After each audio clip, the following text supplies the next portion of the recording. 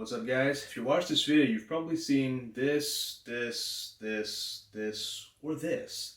And you probably thought, wow, AMG's finally ditching the stupid four-cylinder hybrid for a proper V8 just as universe intended.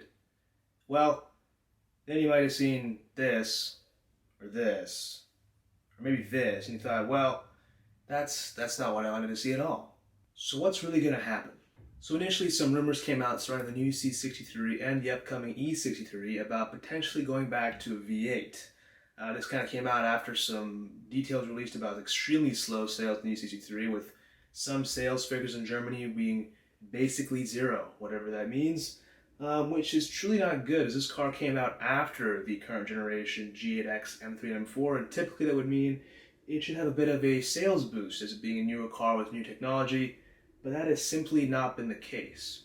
Pretty much at some point what happened is some technicians said that they could potentially get the V8 to fit in the W206 C-Class chassis if they made some extensive modifications. Now, media sources of course would jump on this information, as who wouldn't want to see a V8 coming back into production?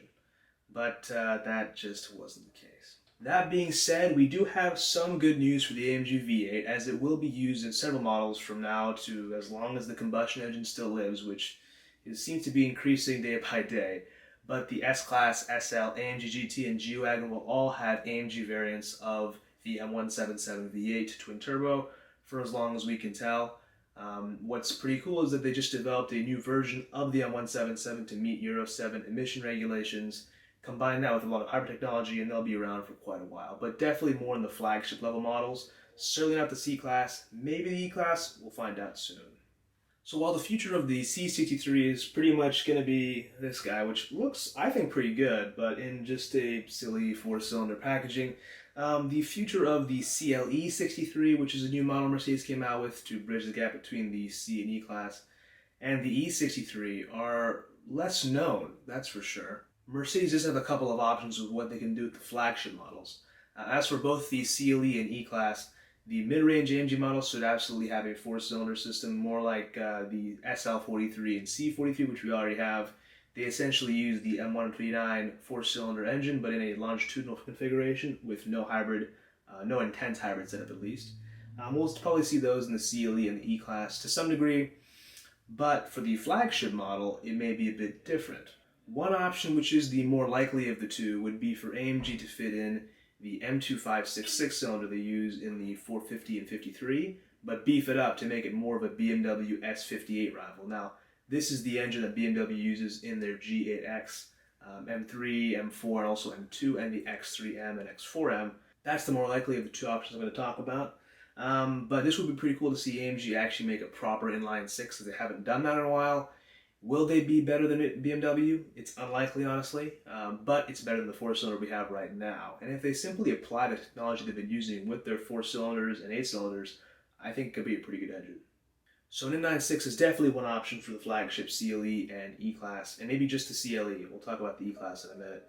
But the E-Class may just have more hybridization, sort of like the C-Class hybridization, which is the entire electric rear axle, essentially. The other, more interesting option is going to be using the V8. Now, the reason why the V8 just makes sense is the upcoming M5 is supposed to have a twin-turbo V8 with a hybrid setup, just like its XM brother. Now, the XM is hideous, but you can't argue with that powertrain. In a 5 Series, that'd be a pretty good recipe, and that would absolutely thrash E-Class sales if the E-Class did not have V8. And as we can see with the M3 and M4 absolutely destroying the C63 in terms of sales and also drivability, it seems like a no-brainer for AMG. And the fact that we actually haven't seen any prototype E-Class running around, E63s at least, tells us that AMG's been very uncertain about what to do.